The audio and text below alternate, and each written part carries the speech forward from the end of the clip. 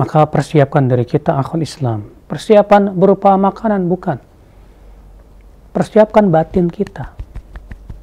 Kalau Nabi SAW ketika hendak di-Isra Mi'rajkan, ya, dicuci dulu hatinya. Kata para ulama, apa hikmahnya? Kenapa Rasulullah SAW sebelum di-Isra Mi'rajkan dicuci dulu hatinya, dibersihkan, dimasukkan padanya apa? Keimanan, dikeluarkan padanya kotorannya.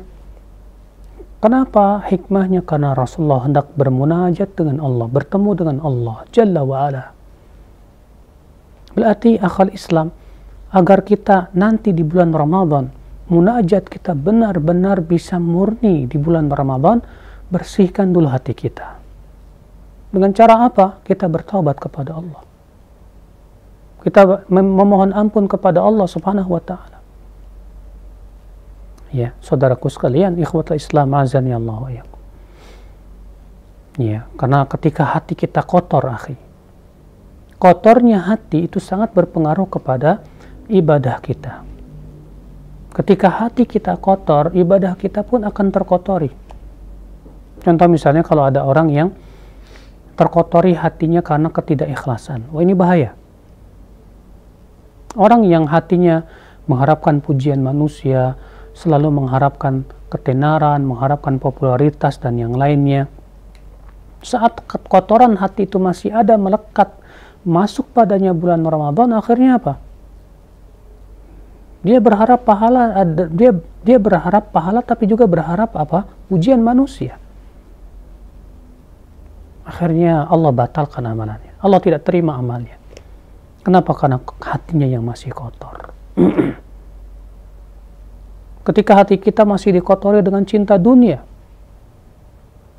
yang sangat berlebih, akhirnya apa yang terjadi? Berpengaruh di bulan Ramadan kita malas ibadah. Untuk membaca Quran berat. Maka dari itu ya, ketika saya pernah bertanya kepada seseorang, kemarin bulan Ramadan kamu khatam Quran tidak? Tidak. Subhanallah. Ya. Sampai untuk mengkhatam Quran walaupun sekali di bulan Ramadan berat. Kenapa demikian? Karena hatinya masih kotor, akhi. Padahal, akhi, ya, hati yang bening akan menyebabkan apa? Akan menyebabkan dia menginginkan kebaikan terlebih. Sedangkan hati yang terkotori dengan cinta dunia dan syahwat mengakibatkan apa? Menginginkan dunianya lebih daripada beramal saleh. Saudaraku sekalian, ikhwatal iman, saudaraku seiman, maka berusahalah ya akhi, kita minta ampun kepada Allah.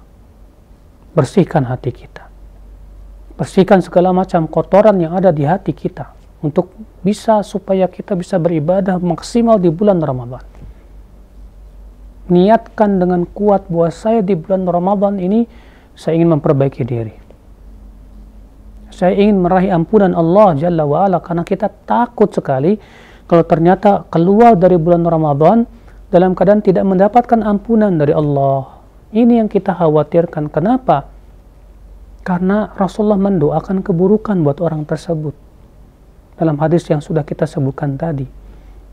Apa kata Rasulullah? Syaqiya abdun, celaka seorang hamba yang masuk padanya bulan Ramadan, kemudian keluar dari bulan Ramadan dalam keadaan dia tidak mendapatkan ampunan Allah. Bayangkan, yang berdoa siapa? Malaikat Jibril.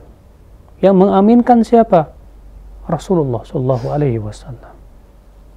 Sebaik-baik malaikat diaminkan oleh sebaik-baik manusia. Subhanallah.